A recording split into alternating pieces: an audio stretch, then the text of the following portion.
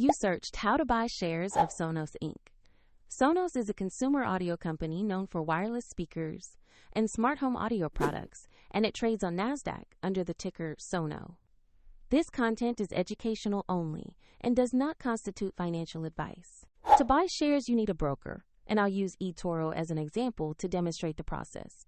After registering, you must verify your account, typically with an identity document, and add funds before you can place a purchase.